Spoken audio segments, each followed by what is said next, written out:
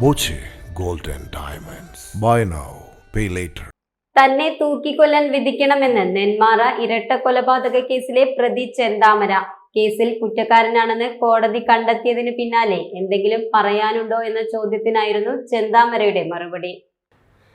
കേരളത്തെ മുഴുവൻ നടുക്കിയ പാലക്കാട് നെന്മാറ ഇരട്ട കൊലപാതക കേസിൽ ചെന്താമര കുറ്റക്കാരനാണെന്ന് കോടതി വിധി പറഞ്ഞു. പാലക്കാട് അഡീഷണൽ സെഷൻസ് കോടതിയുടേതാണ് വിധി.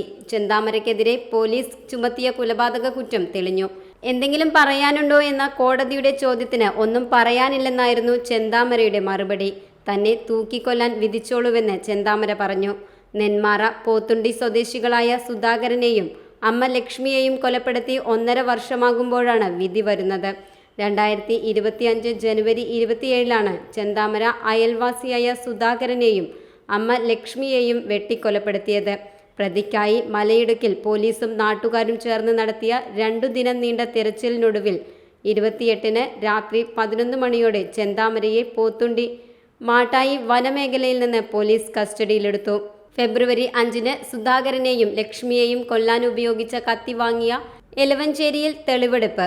ഫെബ്രുവരി 18 പ്രതി ചെന്താമരയുടെ ആദ്യ കേസിലെ ജാമ്യം റദ്ദാക്കിയിരുന്നു. 2019 പോത്തുണ്ടി സ്വദേശി സജിതയെ കൊലപ്പെടുത്തിയ കേസിലെ ജാമ്യമാണ് റദ്ദാക്കിയത്. 2022 ജാമ്യത്തിലിറങ്ങിയ ചെന്താമര ജാമ്യ വ്യവസ്ഥ ലംഘിച്ചാണ് പോത്തുണ്ടിയിൽ താമസിച്ചത്. മാർച്ച് 3 കേസിൽ സാക്ഷികളുടെ രഹസ്യമൊഴി Chittur judicial first class magistrate കോടതിയിൽ രേഖപ്പെടുത്തി. മാർച്ച് 25 കുറ്റപത്രം സമർപ്പിച്ചു. 480 പേജുള്ള കുറ്റപത്രത്തിൽ 132 സാക്ഷികളാണ് ഉണ്ടായിരുന്നത്.